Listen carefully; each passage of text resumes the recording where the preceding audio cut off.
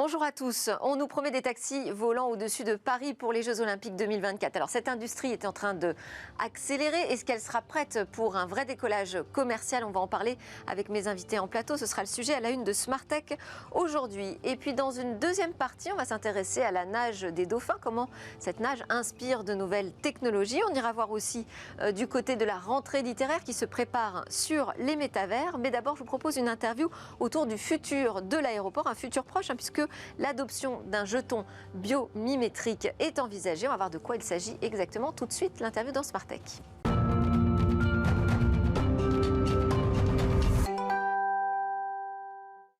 À la une de Smartech, les taxis voleront-ils un jour? On nous dit que oui, c'est même imminent, semble-t-il. Pourquoi est-ce que ça a tant tardé? Nous avons des experts en plateau qui vont nous expliquer tout ça et puis ils vont nous dire aussi si réellement ce taxi volant peut s'insérer dans l'offre de transport, on ne va pas dire de transport en commun, mais un transport courant urbain. Je suis sûre que vous en êtes convaincus, mais il va falloir nous convaincre, nous, téléspectateurs. Donc Jean-Louis Racineux, vous participez à ce débat. Vous êtes associé responsable aéronautique et défense chez Deloitte. Paul Cassé, PDG, cofondateur de CAPS. Ça, ce sera pour notre sujet à la une. Je vous propose d'abord qu'on passe du côté de l'aéroport. On n'est pas si loin finalement de votre sujet avec Benoît Vedel. Bonjour. Bonjour. Vous êtes le responsable du bureau Cita France, qui est un fournisseur mondial de solutions technologiques pour toute cette industrie du transport aérien.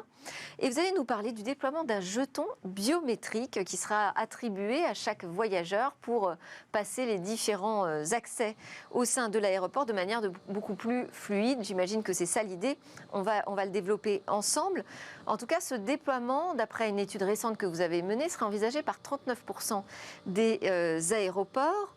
En quoi ça consisterait? À quoi ressemblerait ce jeton biométrique? Et à quoi va-t-il servir? Alors, c'est une très bonne question.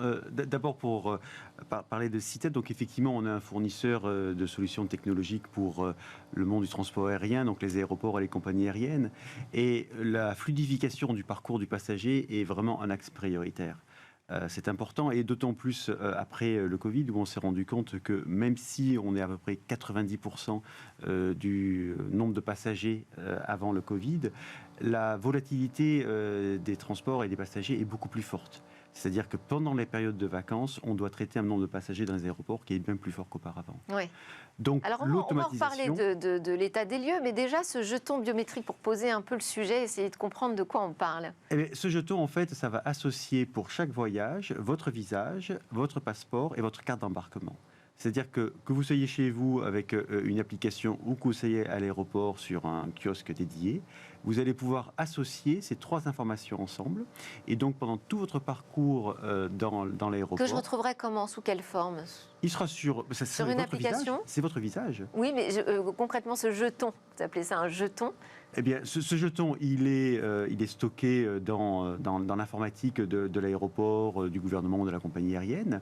Et vous avez simplement à présenter votre visage lorsque vous êtes à l'enregistrement, lorsque vous êtes au parcours aux frontières, lorsque vous êtes à l'embarquement, pour pouvoir avoir l'ouverture des portes. Ce qui existe déjà un peu, parce qu'aujourd'hui, beaucoup de biométrie s'invite dans les aéroports pour les passages, les contrôles d'accès, pas seulement en France, également à l'étranger. Pourtant, votre étude nous dit que 2% seulement des aéroports envisageaient l'utilisation de ce jeton biométrique en 2021. Ils sont passés donc à 39%. Oui, parce qu'on se rend compte que l'automatisation de tous les processus dans l'aéroport permet énormément de fluidifier le parcours du passager et donc de traiter ces croissances importantes du nombre de passagers que l'on peut avoir en fonction de la saisonnalité. Où est-ce qu'on ne l'a pas encore utilisé, cette reconnaissance biométrique? En fait, on l'utilise dans très peu d'endroits. Il y a très peu d'endroits dans lesquels on peut la mettre en œuvre, parce qu'en fait, l'intérêt, c'est d'avoir ce jeton au départ et aussi à l'aéroport d'arrivée. Donc il faut aussi qu'il y ait que les différents gouvernements de chacun des pays travaillent ensemble pour pouvoir permettre que ce jeton soit reconnu. Ouais. Donc il y a à la fois une difficulté technique, une difficulté réglementaire et de se coordonner avec les différents gouvernements dans les différents pays. Et alors, donc on est passé de 2% à 39% des aéroports qui l'envisagent très sérieusement, du côté du déploiement de ce jeton biométrique. Quels sont ces aéroports les plus intéressés? Beaucoup d'aéroports européens. les aéroports européens permettent d'abord parce que la régulation est plus facile de se mettre d'accord en Europe et dans lequel les problématiques de gestion du personnel vont être un petit peu plus problématiques. Donc effectivement, on a une très forte adoption et puis ça veut dire aussi de automatiser et donc d'installer des automatisations de self-service donc au contrôle aux frontières, au poste de sécurité et puis donc à Aujourd'hui, en France, on l'utilise, ce système biométrique à l'aéroport de Roissy-Charles de Gaulle, en l'occurrence. Moi, je suis passée à travers une porte qui m'a demandé de faire face à une caméra. Ah oui, mais alors là, ça c'est la biométrie qui permet d'associer votre visage avec votre passeport, par exemple. Alors, quelle différence ce sera ? Eh bien là, vous allez pouvoir associer aussi votre carte d'embarquement. Et donc, ça veut dire que vous n'êtes plus obligé de montrer ni une identité, ni la carte d'embarquement. Voilà. L'exemple que vous citez, il est pour le passage aux frontières. Ouais. Là, le single token, il va être pour tout le parcours du passager dans l'aéroport, donc aussi pour embarquer. Et donc, pour embarquer, vous n'avez plus besoin de sortir ni votre téléphone avec votre carte d'embarquement, ni votre passeport. Et on pourra associer mon bagage, par exemple ? Alors, votre bagage est déjà associé. Le bagage, lui, va partir sur un parcours... Donc, plus la petite étiquette qui va se balader... Alors, si l'étiquette sera toujours accolée au bagage, car c'est l'étiquette qui va permettre que le bagage soit aiguillé dans les bons endroits, dans les coulisses du terminal pour pouvoir arriver jusqu'à votre avion. Donc ça, pour l'instant, on ne va pas s'en passer. Sur la biométrie, vous savez qu'en France, c'est un sujet quand même très brûlant. Comment regarde la CNIL ce projet de généralisation du jeton biométrique dans les aéroports ? Eh bien, à partir du moment où l'information elle est transparente pour le passager, pour la réglementation, il n'y a aucun problème. Il y a des discussions en ce moment sur ce sujet ? En fait, les discussions, elles sont pays par pays, donc il n'y a pas du tout de blocage. Simplement, ce qui est important, c'est que ce même jeton soit valable en France, soit valable en Italie, soit valable en Allemagne.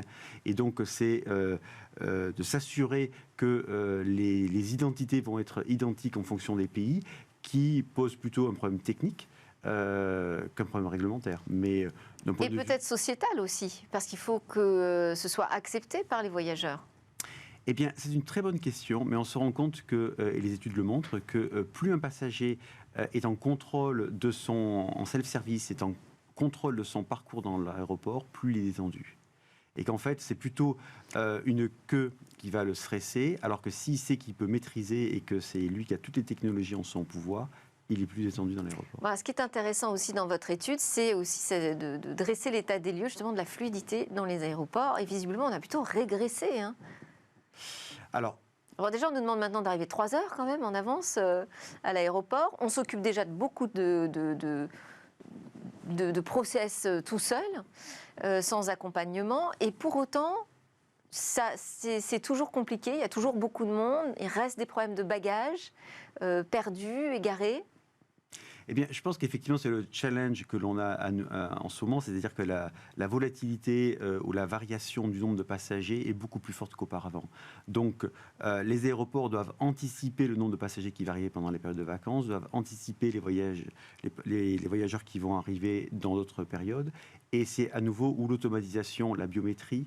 Vous dites qu'il n'y a pas autant de monde qu'avant la période Covid ? En moyenne. En moyenne. Mais simplement, il y a des pics plus importants. Les pics sont beaucoup plus importants. Et il y a aussi un problème de personnel.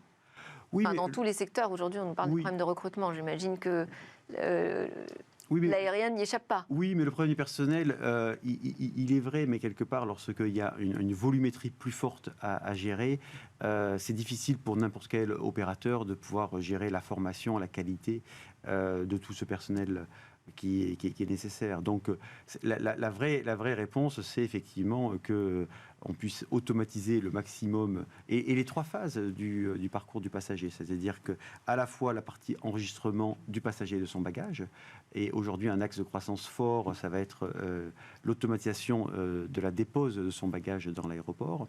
Ensuite, la deuxième étape, ça va être lorsqu'on va faire le passage aux frontières, et que l'automatisation du passage aux frontières va énormément aider aussi à fluidifier et à diminuer les queues que l'on peut avoir en fonction du nombre d'agents des douanes qui peuvent être présents ou non à 5 heures du matin ou non. Donc c'est vrai que si vous avez automatisé, vous avez moins la question de la disponibilité du personnel.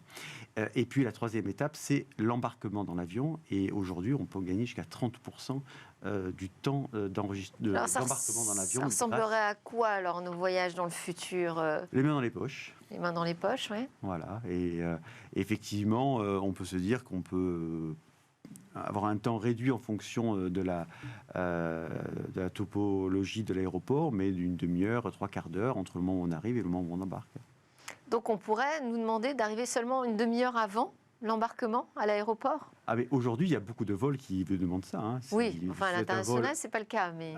Voilà, et l'international, c'est la question aussi du passage aux frontières et donc l'automatisation du border control est une belle réponse que l'on peut avoir. Et donc là, on a une grande marge de manœuvre, de progression.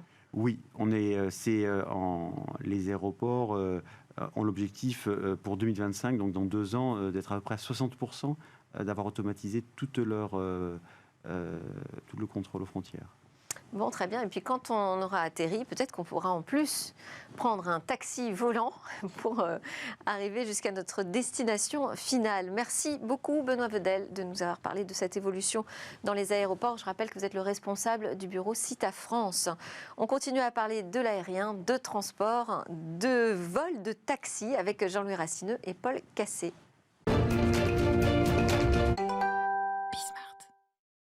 Alors, on nous dit que les taxis volants seront, d'ici à 2030, une option privilégiée par certains usagers pour gagner du temps, selon une étude du cabinet de conseil Deloitte. Et il ne coûterait pas plus cher, finalement, qu'un taxi premium, voire même qu'un VTC sur certaines courses qui deviendraient standards. On appelle ça la mobilité aérienne avancée, et c'est notre sujet à la une aujourd'hui dans Smart Tech. Pour en parler, les experts Jean-Louis Rassineux, associé et responsable aéronautique et défense du cabinet d'audit et de conseil Deloitte, Paul Cassé, PDG et cofondateur de CAPS, qui est une start-up deep tech française travaillant justement à la conception de taxis volants. Et restez avec nous Benoît Vedel, responsable du bureau CITA France. Alors, première question que j'ai envie de vous poser, est-ce que ça y est, on est vraiment sur un décollage imminent pour ces taxis volants? Quand je dis un décollage, je parle d'un décollage commercial, pas juste démonstration technologique. Qui veut s'avancer? Moi, je peux parler un peu du sujet que je suis maintenant depuis quelques années avec CAPS. Nous aussi, mais on attend. Pourquoi on attend tellement ces taxis volants et qu'ils n'arrivent pas? Finalement, moi, je trouve qu'ils arrivent assez vite. Les premiers vols commerciaux dans lesquels vous pourrez embarquer en France et à Paris, c'est l'année prochaine pour les Jeux Olympiques. Peut-être un petit peu après, peut-être un petit peu avant, mais c'est dans ces eaux-là. Et c'est finalement un temps qui a été nécessaire parce que c'est la convergence d'énormément de choses technologiques sur la miniaturisation, sur l'automatisation, l'électrification, aussi un cadre réglementaire qui s'est mis en place. Mais c'est pour une réelle réalité. Toutes nos villes font face à une congestion structurelle. Moi, je suis physicien de formation. Je peux vous dire que nos villes sont devenues tridimensionnelles avec des bâtiments qui s'élèvent. Mais notre réseau de transport, lui, est resté en 2 dimensions au sol. Et c'est ce qui explique cette congestion structurelle qu'on observe aujourd'hui. Économiquement, c'est une problématique majeure. Socialement aussi, c'est près de 3 semaines à 1 mois par an qu'on passe juste pour nos trajets domicile-travail. Alors, dans un premier temps, c'est des trajets très fréquentés, comme les destinations pour les aéroports qui seront, dans un premier temps, accélérées via ces nouvelles mobilités, et progressivement, de plus en plus de destinations. Même regard sur l'imminence du décollage commercial des taxis volants? Oui, alors il y a 4 ans, les taxis volants, c'était un concept. Aujourd'hui, il y a de vrais pilotes. On l'a vu au dernier Salon du Bourget, avec effectivement des démonstrations. Maintenant, la vraie question, c'est effectivement du décollage commercial. Alors, effectivement, on a mené au niveau du cabinet Deloitte une étude pour regarder quels étaient les facteurs au niveau du temps de transport, au niveau du coût et puis également au niveau de l'impact sur l'environnement. Alors, au niveau du coût, au départ, donc, du prix d'une course, c'est ça? Prix d'une course. On sera quand même beaucoup plus élevé au démarrage, notamment avec un pilote, avec des engins qui seront pour un passager et un pilote. On ne peut pas appeler ça un transport en commun déjà? C'est déjà plus limité. Ça devrait baisser en passant à 2-4 passagers. Oui. Ça, c'est un facteur important. Au niveau du temps, alors là, effectivement, il y a absolument une différence colossale entre un transport sur Roissy jusqu'au centre-ville, puisque On aura quelques minutes pour se rendre au lieu, quelques minutes pour l'embarquement, aidé avec le fameux jeton. Et puis derrière, on parle d'une dizaine de minutes, simplement de temps de vol pour rejoindre la capitale. Et un débarquement qui devrait faire très rapide, éventuellement ensuite un acheminement vers le dernier lieu. Donc on parle, au lieu de 1 heure et 15 minutes, d'environ 30 minutes de bout en bout. Donc on divise par 2 les durées de trajet. Plus de 2 le délai de trajet. Centre-ville, aéroport. Absolument, notamment lors des problèmes d'embouteillage. Et puis le dernier aspect qui est très important, c'est l'impact sur le développement durable, puisque les taxis volants sont électriques. Donc si l'électricité est produite à travers un réseau propre, on est sur du zéro émission par rapport aux taxis, qui représentent quand même quelque chose d'important, puisque les émissions des véhicules au sol représentent 65%. On peut avoir des taxis électriques. Absolument, absolument. C'est ce qui ferait la... Qu'est-ce qu'on sait aujourd'hui des taxis qui vont voler au-dessus de Paris pour les Jeux Olympiques 2024 ? Alors, je pense que vous me direz, mais c'est plus aujourd'hui un démonstrateur que quelque chose qui peut se généraliser tout de suite. Pourquoi ? Parce qu'on va utiliser des couloirs qui sont des couloirs d'hélicoptères. Donc on s'affranchit déjà d'une contrainte importante qui est le survol des zones très occupées. Donc déjà, ça va être un démonstrateur. On espère que ça va bien se faire, puisqu'il y a quand même ces problèmes de certification qui ne sont pas encore jusqu'au bout. Donc ça, c'est vraiment l'élément clé, la certification de ces taxis volants. Qu'est-ce qu'il faut pour que cette certification se fasse ? Qu'est-ce qu'il manque ? Alors, premièrement, ce qu'il faut, c'est une certaine hégémonie mondiale sur la mise en accord des standards à mettre en œuvre. Globalement, on reste sur une qualité de standard d'excellence qui est celui de l'aéronautique, voire poussé au-dessus, parce que opération dans des vols peuplés en général, et la plupart du temps. Ce cadre réglementaire existe aujourd'hui, à la fois au niveau de l'Europe et de la France. On le voit avec cette première démonstration qu'il y aura lors des Jeux Olympiques. C'est en effet une démonstration, mais il y aura déjà plus de 5 routes aériennes qui seront mises en place. Il faut savoir que le survol de zones sensibles, comme des lieux de pouvoir, des lieux très habités, restera proscrit. C'est vraiment des couloirs aériens qui seront mis en place. Et derrière, ça va être un engouement du public. Moi, j'invite les gens à venir tester cette solution, montrer leur attrait, leur volonté de pouvoir observer aussi. C'est une chance de pouvoir voir Paris du ciel, ce qu'on ne voit jamais, d'accélérer nos déplacements quotidiens et de vraiment lancer le moteur de ceci. En France, on a fait figure... Dites s'il y a un engouement du public, ça va aussi accélérer les choses du côté de la certification, de la réglementation ? C'est la dernière grande inconnue. Ça fait 50 ans qu'on nous parle des voitures volantes. Alors, ce n'est pas une Twingo avec des ailes, ça s'apparente plus à un hélicoptère électrique. Mais oui, voir si les gens adoptent cette technologie, en font la leur. Dans un premier temps, on l'a dit, ce sera des appareils avec un pilote à bord et un ou quelques passagers, donc quelque chose qui sera relativement cher. Notre vision, nous, chez CAPS, c'est un horizon réglementaire un peu plus lointain, plus aux alentours de 2030, mais pour un trajet automatisé, donc des prix beaucoup plus abordables, de l'ordre de ce qui se fait aujourd'hui en taxi, progressivement de moins en moins cher, pour venir démocratiser de plus en plus ces solutions. Alors, ces taxis volants pour les JO 2024, c'est aussi un engagement des aéroports de Paris, pas seulement, aussi de la RATP. Mais comment ADP se prépare là, pour cette échéance qui se rapproche ? Alors, je ne peux pas répondre pour Aéroport de Paris. En revanche, je peux répondre pour CITA. On est en partenariat avec des gestionnaires justement de plateformes qui vont faire décoller ces taxis volants pour que la technologie en fait soit la même que par rapport à celle qui est à l'aéroport. Donc en fait que le passager ne soit pas perturbé, que ce soit les mêmes procédures d'embarquement, que ce soit les mêmes portes qui peuvent se passer, la même biométrie. Donc effectivement fluidifier aussi et que quelque part que le passager lorsqu'il rentre dans son taxi volant, il est quand même déjà dans sa première étape pour accéder à l'aéroport. Donc c'est vrai que la technologie permet aussi de simplifier. C'est-à-dire qu'on sera identifié au moment où on rentre dans ce taxi volant à l'aéroport, on sera identifié avec une carte d'embarquement comme pour un avion. Ben, parce que, alors, aujourd'hui, sur les premiers prototypes, on va partir d'un aéroport. Oui. Donc, du fait qu'on part d'un aéroport, d'un autre aéroport de l'Île-de-France, c'est pour ça que c'est important de pouvoir sécuriser. Mais quand je pars de l'aéroport avec un taxi non volant, je n'ai pas cette question d'identification. Voilà, mais c'est-à-dire que vous l'aurez fait avant, vous aurez pu le... Oui, mais je veux dire, ce n'est pas nécessaire. Une fois que j'ai quitté l'aéroport, je prends un taxi, j'ai pas besoin de m'authentifier, j'ai pas besoin de carte d'embarquement spécifique. Tout à fait, tout à fait. Donc là, ce sera différent. Mais c'est-à-dire que là, si vous voulez aller embarquer, vous voulez partir dans notre aéroport de la région Île-de-France pour pouvoir directement arriver à l'aéroport de Paris, vous pouvez utiliser les mêmes solutions technologiques que vous allez trouver dans un aéroport sur place. Bon, j'ai pas tout à fait compris si on sera obligé de s'authentifier pour prendre ce taxi volant. Est-ce que tout ça est encore en train de se mettre en place, j'imagine ? Alors, ce qui est effectivement clé, c'est de ne pas gâcher l'avantage du temps de trajet par effectivement les procédures amont d'embarquement ou des embarquements. Ouais. Parce qu'effectivement, c'est le facteur clé, c'est le temps. Donc effectivement, Oui, mais en quoi c'est différent de prendre un taxi classique ? Pourquoi est-ce que j'aurais besoin de procédures plus complexes ? C'est ça ma question. Parce que pour des questions de sécurité, je pense que lorsqu'on prend quand même un véhicule de type taxi volant, on se doit de savoir effectivement quelle est l'identité du passager, de savoir également ce qu'il a comme bagage, d'avoir, pour des questions de sécurité... Parce qu'on survole des villes.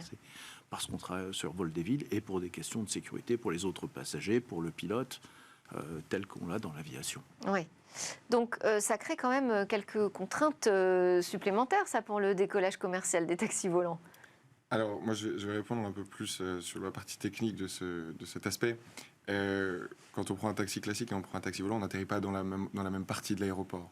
Oui. Et donc, vu qu'on part d'une structure aéroportuaire pour arriver à notre structure aéroportuaire, on peut faire dès en amont l'identification pour arriver à l'aéroport après le contrôle. Donc, encore une fois, venir fluidifier cet aspect-là. Par la suite, si on veut aller d'un point de la ville à un autre, les questions d'authentification seront nécessaires, mais peut-être un peu plus allégées que celles qui sont nécessaires lorsque, derrière, on va prendre un vol pour l'étranger. Mais vu que les infrastructures sont là et que le processus passager, le parcours passager sera le même, que l'on fasse en amont ou après, l'idée c'est de le faire à un moment ou à un autre et de rester sur cette logique-là. Alors, parlez-nous quand même de votre projet à vous. D'abord, où vous en êtes ? Quel est le concept ? C'est un taxi volant monopassager sur lequel vous travaillez, hein ? Exactement. Quand on a commencé à travailler sur le sujet, on s'est dit que si on voulait avoir un déploiement massif des solutions de taxi volant, il fallait plusieurs choses. Il fallait que ce soit un prix abordable, donc automatisé. Ouais. Il fallait que ce soit discret, à la fois pour ne pas générer trop de nuisances sonores, mais aussi pour ne pas avoir besoin d'énormément d'infrastructures dans la ville. Il faut un aéronef qui puisse quand même atterrir et décoller un peu de partout au sein de la ville. Exactement. Et donc, cette volonté-là nous a fait discuter avec les autorités réglementaires des villes responsables de la mobilité. Et on a vu que dans nos voitures, dans nos taxis, la moyenne de passagers est de 1,1. Donc, on s'est dit, on va faire un aéronef monopassager, quelque chose qui puisse correspondre aux effets de transport. Ce n'est pas un transport en commun, mais c'est un transport partagé. Quelque chose que vous commanderez via une application mobile qui viendra vous chercher d'une borne. C'est plus le futur de la voiture, finalement, en ville. C'est le futur de la ville, tout court. L'idée, c'est vraiment d'accélérer, de décarboner notre trajet quotidien. On a commencé en 2019. Nous, on a créé un premier prototype à échelle. Comme toute bonne start-up, on a fait ça dans notre garage, avec nos petites mains. On l'a révélé lors de l'édition 2021 de Vivatech. On a pu le présenter au grand public. Et aujourd'hui, on travaille vers un démonstrateur. Il faut savoir que, comme on travaille sur une version automatisée, le transport de passagers avec un horizon réglementaire plus lointain, dans un premier temps, nous, ce que nous faisons, c'est de la logistique de biens pour les industriels, pour les sociétés, pour les grands secteurs infrastructures industrielles comme les ports, les aéroports, et progressivement aller vers le transport de passagers pour ne pas avoir cet effet premium de taxi très cher au départ avec un pilote à bord, mais plutôt quelque chose qui soit directement abordable. Donc là, pas de pilote à bord de votre taxi volant. Exactement. Donc encore plus besoin de valider les aspects de sécurité. On parle aussi du problème de l'engorgement au sol, de la difficulté qu'on a de plus en plus à circuler dans les villes. Mais est-ce qu'on a envie d'encombrer aussi les airs ? Est-ce qu'on a besoin de ces taxis volants ? Alors, l'étude que l'on a menée au niveau de Deloitte montre qu'on a des situations très différentes entre les États-Unis et l'Europe. Au niveau des États-Unis, on envisagera ces taxis volants pour des liaisons entre villes assez proches, mais ce sera quelque chose qui va être envisagé parce qu'on n'a pas l'infrastructure ferroviaire ou routière dont on dispose en Europe. Et que les distances sont importantes. Les distances sont effectivement... Donc ils prennent déjà beaucoup l'avion, finalement, oui, les Américains. Ce sera une solution assez pratique pour relier des villes, Washington, New York, des choses assez proches, où finalement le transport ferroviaire n'est pas au niveau. Oui. En revanche, en Europe, on a une situation très différente qui est plutôt sur des trajets aéroport, centre-ville, voire de 2 points dans la ville. Donc on utilisera beaucoup plus ces taxis volants pour ce besoin spécifique. Alors, sur les chiffres qui sont parus dans votre étude, vous nous dites qu'il y a environ 600 modèles déjà de e-VTOL, donc le véhicule électrique volant, en cours de fabrication dans plus de 350 entreprises dans le monde. Les investissements dans le secteur atteignent 5,8 milliards de dollars en 2021 contre 4,5 milliards seulement entre 2010 et 2020. Donc, c'est une véritable accélération.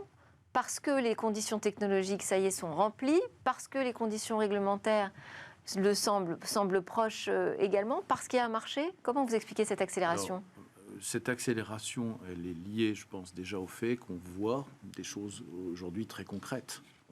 Sont plus simplement des concepts, sont effectivement des véhicules qui volent, certes, qui n'ont pas encore la certification requise, mais qui volent déjà. Donc c'est déjà, on sait que ça va arriver. Maintenant, ce qui est important, c'est effectivement de garantir l'acceptation par le public. Cette acceptation sera liée avec ces démonstrateurs, comme ce qu'on va faire pendant les JO de Paris. Ça va pouvoir montrer que c'est un concept qui marche, de donner confiance, et ça va permettre d'accélérer le mouvement. Et sur la manière dont ça peut s'insérer dans l'offre de mobilité urbaine, vous pensez qu'on est proche justement de la voiture partagée ? Tout à fait d'accord avec ce qui a été dit, c'est-à-dire que c'est un moyen de transport qui doit être intégré par rapport aux autres moyens de transport, parce qu'on a besoin de se rendre au vertiport et on a besoin ensuite d'aller du vertiport vers son point de destination finale. Donc c'est important d'avoir quelque chose qui soit intégré par rapport aux autres moyens de transport, qu'on puisse voir sur son application. Le meilleur moyen, c'est de prendre déjà peut-être une voiture électrique pour aller au vertiport, pour ensuite prendre le taxi, et du vertiport peut-être prendre un train, un tramway. Donc l'idée, ce sera effectivement de l'intégrer totalement par rapport à ce qui existe. Bon, et donc pour ça, il faut qu'il y ait un engouement, l'envie du public de prendre ce nouveau mode de transport. Sur la question que je posais de l'environnement, des embouteillages demain dans le ciel de nos villes, ça aujourd'hui, ça peut être un frein sociétal important, non, pour le déploiement de vos technologies ? Alors, je voudrais vous rassurer tout de suite, c'est pas demain qu'on sera dans le 5e élément avec des colonnes de voitures à perte de vue dans le ciel de nos villes. L'avantage de passer dans l'aérien, c'est que la troisième dimension aérienne est beaucoup plus volumineuse et beaucoup plus grande que l'espace au sol. Les trajets étant 3 à 4 fois plus rapides, il y a 3 à 4 fois moins de véhicules en l'air au même moment. Donc je n'ai absolument aucune crainte face à des embouteillages dans le ciel. D'autant plus qu'une automatisation grandissante vient vraiment attendre à pollution fluidifier. Visuelle, sonore ? Alors, visuel, quand on évolue à des altitudes qui sont celles qui sont envisagées aujourd'hui, elles sont vraiment limitées. Le sonore, on n'entendra pas ces appareils à leur vol de croisière, notamment, et je fais ma promo là-dessus, sur des appareils qui sont plus petits, donc plus légers, donc émettant moins de sonorité. Certains appareils qui feront les jonctions entre les villes sont des appareils plus grands, plus gros, plus volumineux pour embarquer jusqu'à une dizaine de passagers. Là, ça sera d'une zone portuaire à une autre, avec cet environnement favorable pour limiter ces émissions sonores, mais ça devrait y aller. Je reviens sur ce que... Mais on a quand même en ce moment un gros débat sur la voiture, sur les choix de transport des personnes qui habitent dans les villes. Est-ce que ce taxi volant, cette nouvelle voiture partagée, mais dans les airs, peut s'insérer dans cette idée du futur de la ville, de la Smart City, où, a priori, on s'était dit on va plutôt bannir la voiture ? Là, c'est vraiment une solution supplémentaire qu'on va venir ajouter. Nous, on l'a vraiment vécu de l'intérieur. Vous dites aujourd'hui, il y a plus de 350 sociétés. Nous, quand on a commencé, il y en avait moins de 50. C'est vrai. Cette évolution des financements, on l'a vraiment vu. Et ça se justifie pour une chose, c'est le marché qu'il y a derrière. La mobilité quotidienne est l'un des marchés les plus grands aujourd'hui de notre écosystème économique. Et il est grandement efficace dans toutes les grandes zones d'activité, que ce soit les villes ou les zones industrielles aux alentours. La congestion au sol est un facteur de ralentissement. Vous dites qu'il y a un besoin. Est-ce que ça peut être aussi une activité rentable, une industrie rentable ? Alors, effectivement, au démarrage, je pense qu'il y aura quelques investissements à réaliser, ne serait-ce que pour les développements. Ensuite, la rentabilité, on va l'obtenir avec l'acceptation par le public et ce moyen de transport ayant de plus en plus accepté, avoir également plus de passagers dans l'avion pour la rentabilité, pour pouvoir faire baisser les prix, parce qu'on reste quand même à peu près au double, probablement en termes de prix pour un transport aéroport vers la ville. Donc il faudra faire baisser en ayant plus de volume, en ayant plus de passagers par taxi volant. Donc il y a quand même des choses à faire pour qu'on puisse arriver à quelque chose qui devient... Mais c'est possible. Viable. Mais c'est possible. Parce qu'aujourd'hui, on vous présente comme une deep tech, ça veut dire, j'entends en fond, l'investissement important, le déploiement de technologies massifs et la rentabilité, en revanche, dans très très très longtemps. Dans combien de temps, selon vous? Alors, très très longtemps, non. Les premières solutions qui peuvent s'appliquer à la logistique et nos business models prévoient des premières ventes en 2025 et une rentabilité immédiate. On est quand même sur Immédiate la tech avec des secteurs à très forte valeur ajoutée. En effet, le taxi volant, le B2C, le service client va mettre un peu de temps avec la nécessité d'avoir plus d'infrastructures, mais on peut mettre des cheminements et des business plans qui viennent pallier à ces problématiques. Donc il y a un besoin de capital initial, mais c'est de la valeur qui n'est pas perdue, qui est investie. Et derrière, c'est un secteur qui, oui, est assez prometteur économiquement parlant. On a parlé des États-Unis, c'est là où ça va peut-être décoller le plus vite en premier, c'est ça? Alors, l'Europe est assez bien placée parce que les autorités européennes travaillent avec les constructeurs de manière à pouvoir accélérer ces besoins de certification. Aux États-Unis, on a effectivement des pilotes très avancés. Archery a sorti quelque chose qui est déjà bien avancé en termes de démonstrateurs. Ils ont déjà eu un premier niveau de pré-certification. Et derrière, on espère aller assez vite. Mais je pense que l'Europe est quand même relativement bien placée pour une fois. Est-ce que les industriels classiques de l'automobile s'y intéressent à ce marché du taxi volant? Alors tout le monde regarde un peu, tout le monde essaye de se positionner, de développer son modèle. Pour l'instant, on entend surtout des noms d'entreprises nouvelles. Alors Stellantis travaille justement avec Archer aux États-Unis pour essayer de développer un certain nombre de véhicules. Pour revenir là-dessus, les institutionnels de la mobilité, les grands groupes automobiles s'y intéressent de très près, font figure des plus gros investisseurs dans l'écosystème, souvent de façon discrète, en attendant de voir... Donc ils vous laissent tester en fait. Exactement. Et avancer sur les technologies. Mais oui, Stellantis a été cité avec Archer, et beaucoup des grands, si vous pensez à tous les grands constructeurs automobiles, ont un billet quelque part dans une des sociétés. Et les États-Unis sont avancés, l'Europe est pionnière, et la France notamment, avec ce lancement pour les JO de Paris.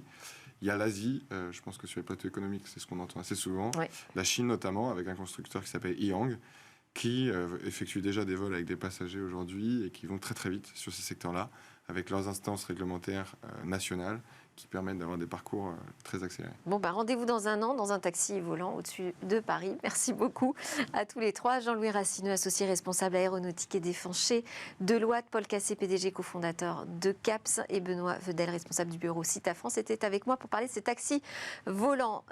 Tout de suite après, on fait une petite pause et puis on se retrouve pour parler biomimétisme. Cette fois, on part regarder dans la nature ce qui pourrait nous inspirer pour de nouvelles technologies.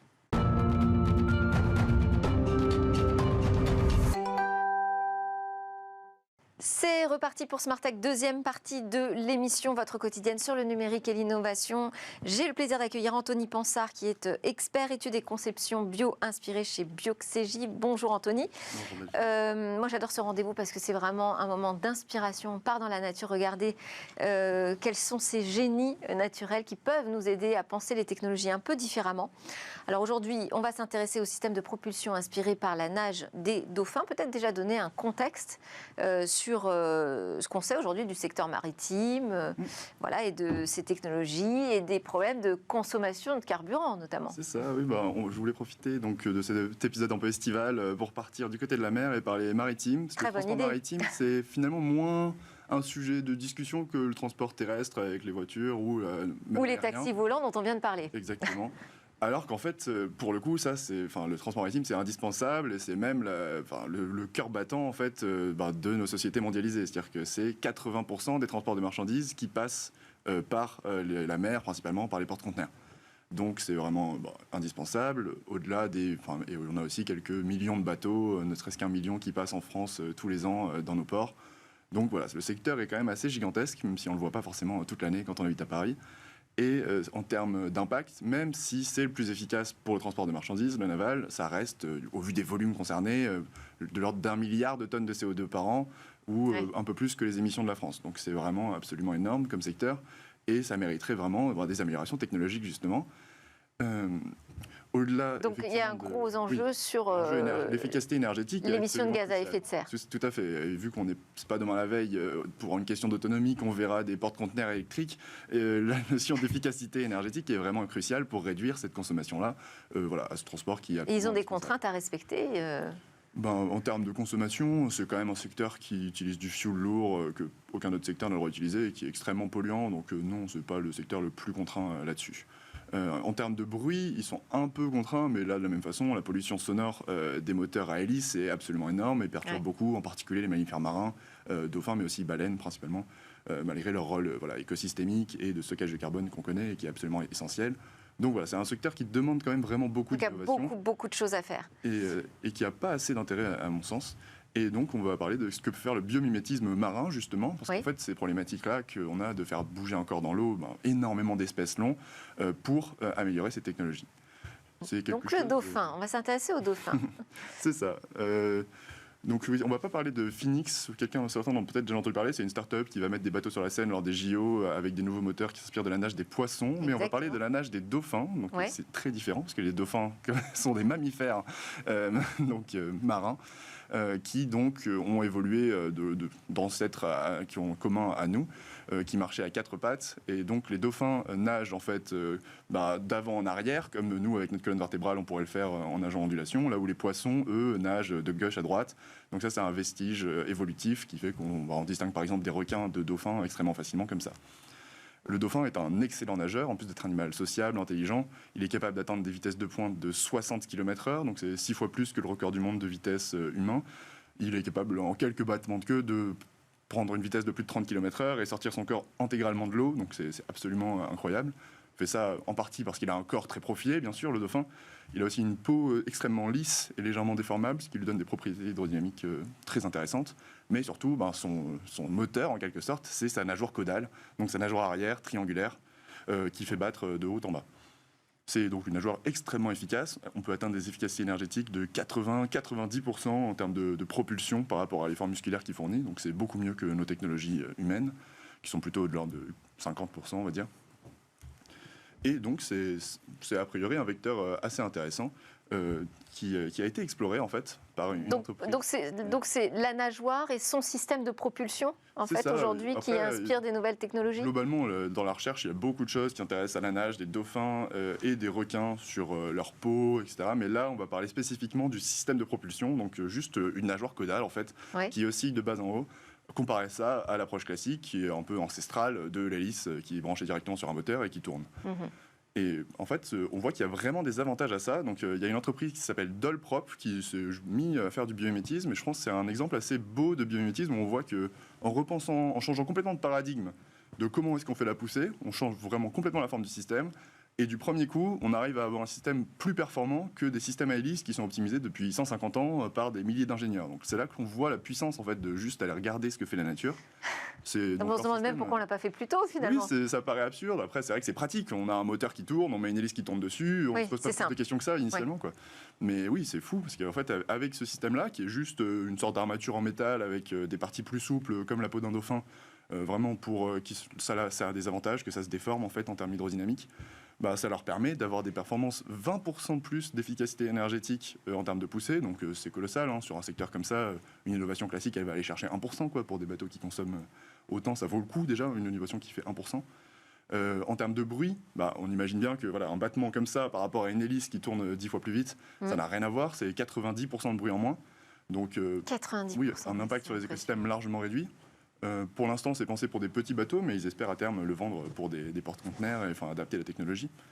C'est pensé pour des petits bateaux, pour des questions de solidité. C'est-à-dire que pour l'instant, c'est une jeune entreprise qui va à peine commencer son aventure industrielle. Là, ils vont créer un partenariat avec Sea Drive, qui fabrique en fait des moteurs de sous-marins, qui sont particulièrement intéressés, j'imagine, par l'aspect silencieux de la chose.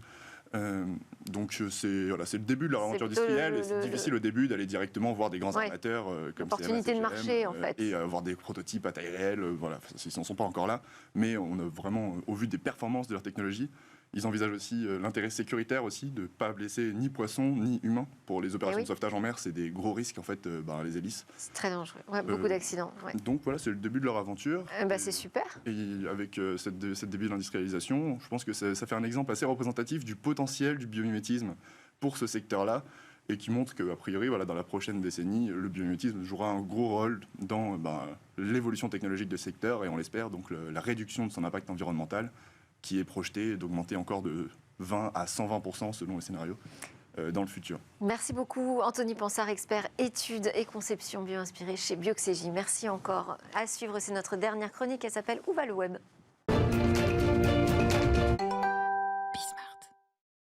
Cette année, la rentrée littéraire se fera dans le métavers et c'est une initiative de la maison d'édition Stock. La rentrée littéraire se fera dans le Web3. C'est une première dans le monde de l'édition et c'est une initiative de la maison Stock. La filiale du groupe Hachette a donné rendez-vous il y a quelques jours à ses lecteurs dans le métavers. Lundi 26 juin, très exactement, un musée virtuel a donc ouvert ses portes. Conçu par la start-up française PowerZ, il prend la forme d'un parc avec des kiosques à ciel ouvert. On peut, avec notre avatar, se balader, passer d'un stand à l'autre. On peut évidemment ouvrir des livres et les feuilleter et même discuter avec des auteurs. Vous pouviez d'ailleurs retrouver le patron des éditions Stock, Manuel Carcassonne. Il a présenté de vive voix toutes les œuvres exposées. En fait, ce métavers, il a deux objectifs. Normalement, ces présentations sont réservées aux professionnels, libraires et journalistes. Le métavers les ouvre aujourd'hui à tous les profils. Le patron de Stock aimerait que cette incursion redonne aux gens l'envie de lire un livre, mais c'est également un moyen de communiquer différemment avec les libraires. Chaque année, un patron de maison d'édition visite entre 500 et 800 librairies pour présenter ses livres. Le métavers permet d'interagir avec les libraires sans avoir à se déplacer. Les moyens, c'est très faisable. Super, merci beaucoup. Merci Anthony Pansard de Bioxégie d'être resté avec nous jusqu'à la fin de cette émission. Merci à vous de nous suivre tous les jours. On se retrouve évidemment dès demain pour une nouvelle discussion sur la tech. Ça se passe sur Bismart.